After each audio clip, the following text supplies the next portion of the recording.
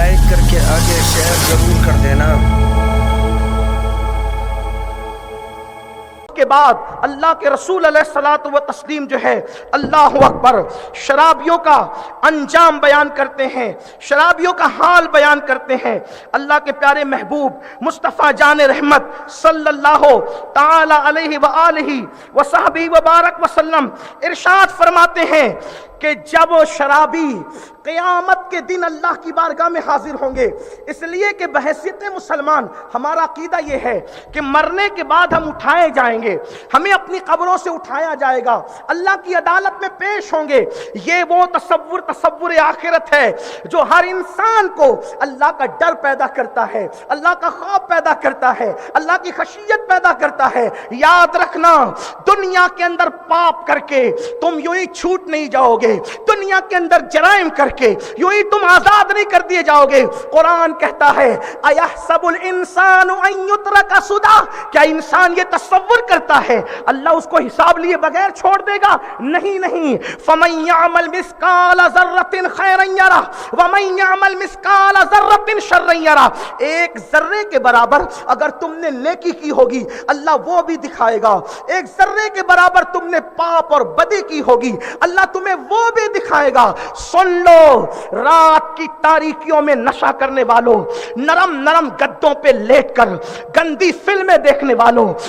گندی فلموں کے اندر ڈوبنے والوں، لوگوں کا پیسہ لے کر ہڑپ کر جانے والوں، سود کے دھندے کرنے والوں، عورتوں پر پاپ کی نظر ڈالنے والوں، دن کان کھول کر کے سن لو، خدا کی عدالت ہوگی۔ اللہ کے رسول علیہ السلام سے پوچھا گیا فَمَن يَعْمَلْ مِثْقَالَ ذَرَّةٍ خَيْرًا يَرَهُ وَمَن يَعْمَلْ مِثْقَالَ ذَرَّةٍ شَرًّا يَرَهُ، کیا مطلب ہے اس کا؟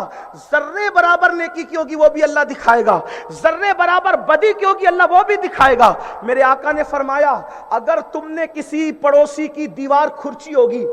تصور آخرت دیکھیں، قیامت کا دن دیکھیں، یہ نہیں کلمہ پڑھ کے صرف جنت میں چلے جاؤ گے۔ اللہ کے رسول فرما رہے، غیب دا نبی صلی اللہ علیہ وآلہ وسلم، تم نے اپنے پڑوسی کی دیوار کھرچی ہوگی تو تمہارے ناخن میں جو مٹی آئے گی، مٹی، وہ مٹی تم نے اس کی دیوار سے کیوں نکالی تھی، اس مٹی کا بھی اللہ تم سے حساب لے گا۔ جب پڑوسی کے دیوار کی مٹی کا بھی اللہ حساب لے گا تو جو لوگ قرضہ لے کر ہڑپ کر جا رہے ہیں، جو لوگ سود کے دھندے کر رہے ہیں، جو پڑوسی کی عورتوں پر پاپ کی نظر ڈال رہے ہیں، کہاں مٹی کا خرچنا، کہاں کسی کی بہن بیٹی پہ گندی نظر ڈالنا،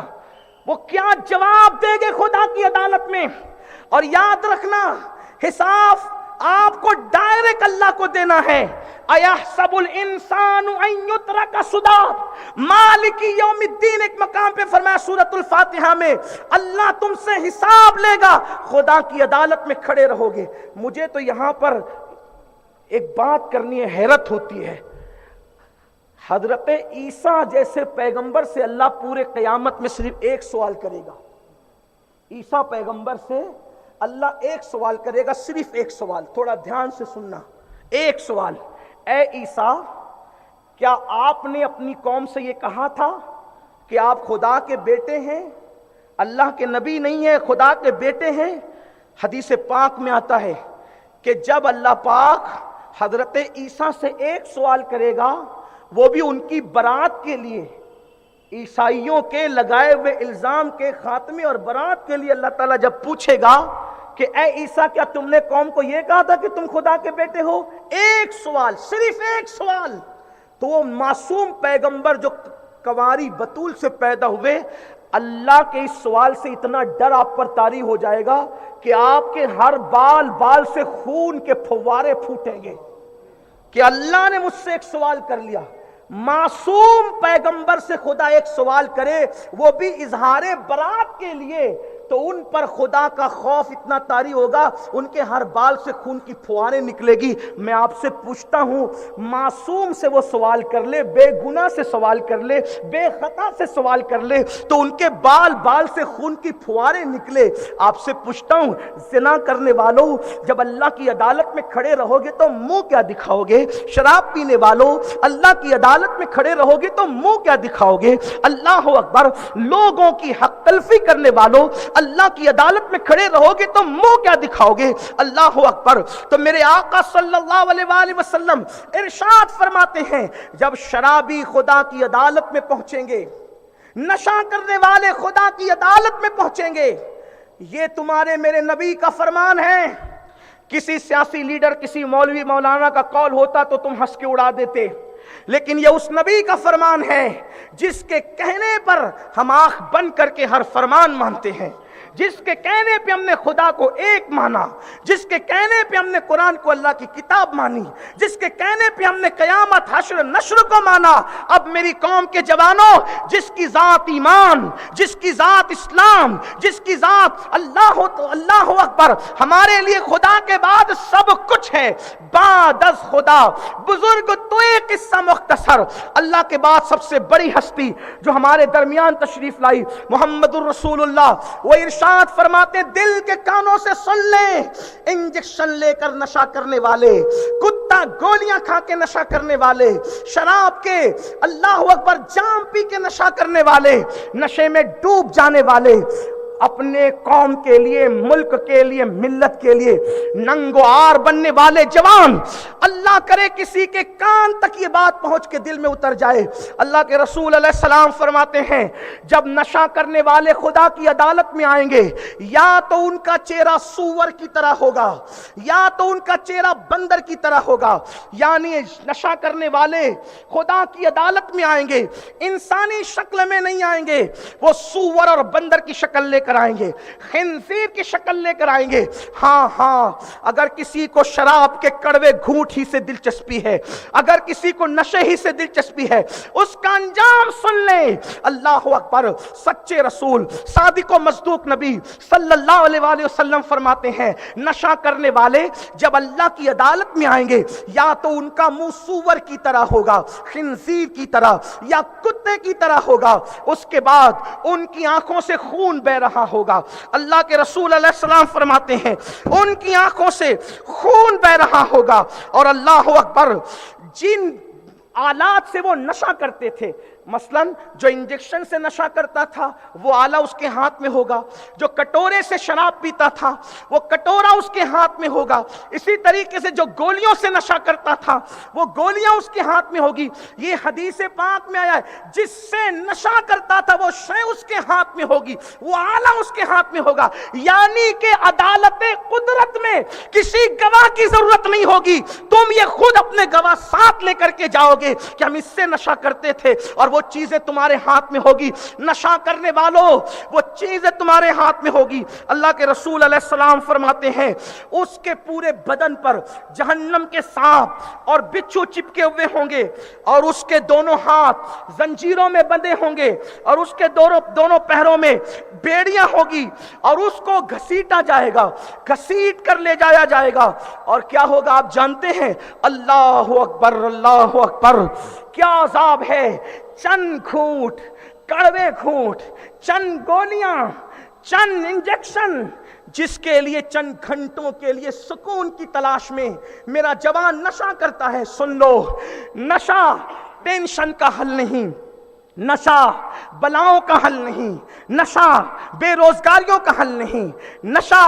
تکلیفوں کا حل نہیں۔ وہ لوگ نامرد ہیں جو تکلیفوں سے منہ چھپاتے ہیں، وہ لوگ سچے مرد ہیں جو تکلیفوں سے انجوائے کرتے ہیں۔ میرے بھائیوں، کوا نہ بنو، چڑیا نہ بنو، پتنگے نہ بنو، کبوتر نہ بنو،